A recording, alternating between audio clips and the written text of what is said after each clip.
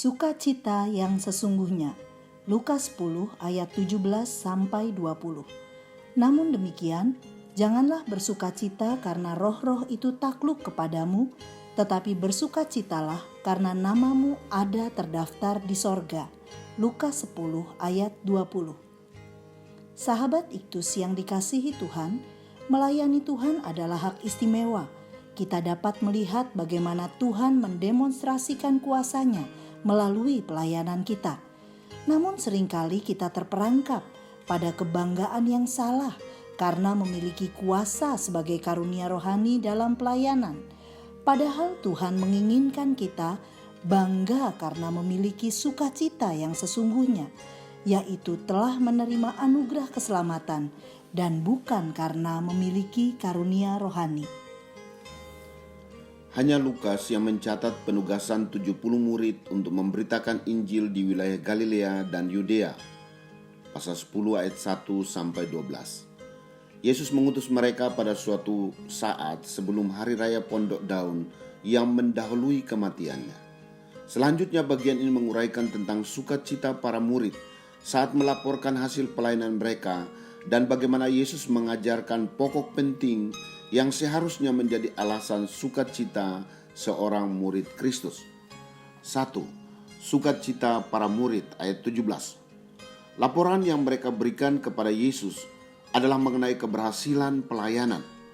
Ke-70 murid itu kembali dengan gembira, tanpa mengeluhkan kepenatan karena perjalanan panjang atau karena perlawanan dari orang yang mereka temui.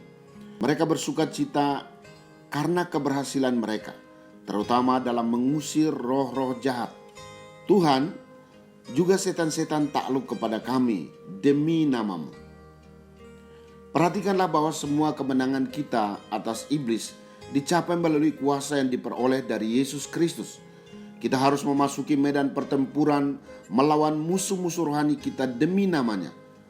Dan apapun keuntungan yang kita peroleh, Dialah yang harus mendapatkan seluruh pujian.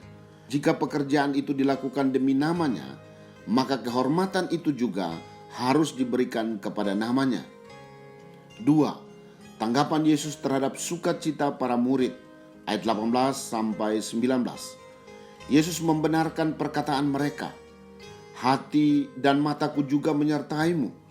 Aku melihat keberhasilanmu, dan aku melihat iblis jatuh seperti kilat dari langit. Iblis dan kerajaannya jatuh di hadapan pemberitaan Injil. Seakan ia berkata, saat kamu berpijak pada nama Yesus, iblis pun tergelincir dari pijakannya. Kejatuhannya begitu cepat, tak tertahankan.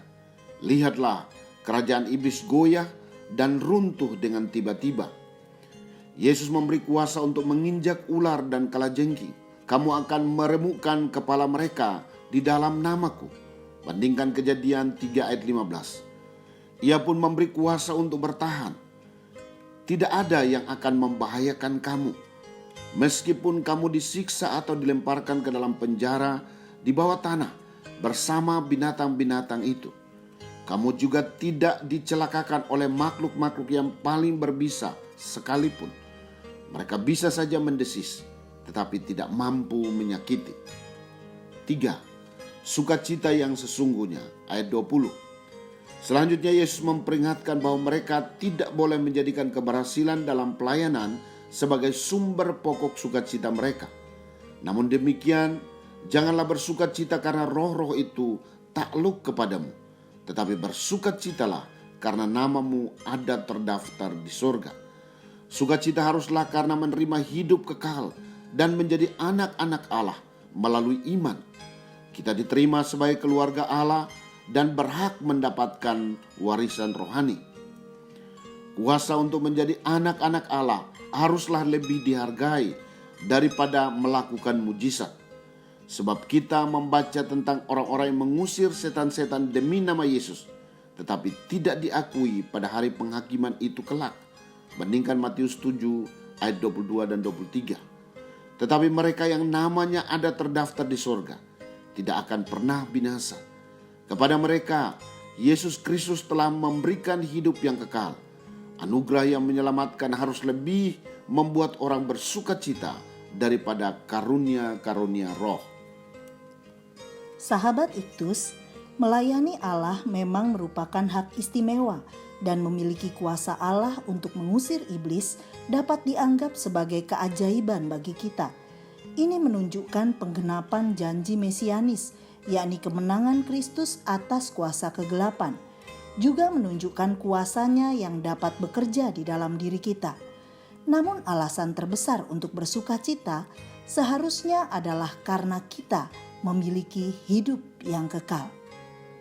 Yang utama bagi saya bukan bersuka cita karena telah mampu mengusir iblis, tetapi saya bersuka cita karena telah memiliki keselamatan. Sebab sukacita saya sebagai orang percaya bukan terletak pada kehancuran iblis, tetapi pada fakta bahwa saya telah menjadi milik Allah dan nama saya telah tercatat di surga.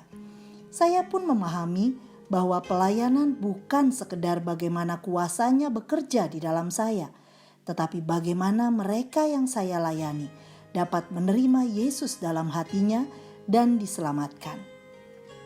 Sahabat Iktus yang dikasihi Tuhan, apa yang membuat saya bersuka cita dalam melayani Tuhan? Apakah karena saya telah melakukan pelayanan yang penuh kuasa?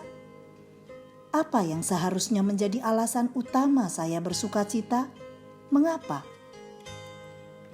Tuhan Yesus, saya bersyukur Engkau telah mengangkat saya menjadi anak Allah dan saya dapat melayani-Mu dengan penuh kuasa. Kuasa-Mu bekerja di dalam diri saya, memberi kemenangan atas kuasa iblis. Tetapi terlebih dari itu, saya bersyukur karena saya telah diselamatkan dan memiliki kepastian masuk ke dalam kerajaan sorga. Biarlah hal ini juga yang menjadi fokus pelayanan saya, yaitu menuntun orang lain untuk menerima keselamatan di dalam Engkau. Amin. Sukacita bukan karena apa yang telah kita kerjakan bagi Tuhan, tetapi karena apa yang telah Tuhan kerjakan untuk kita.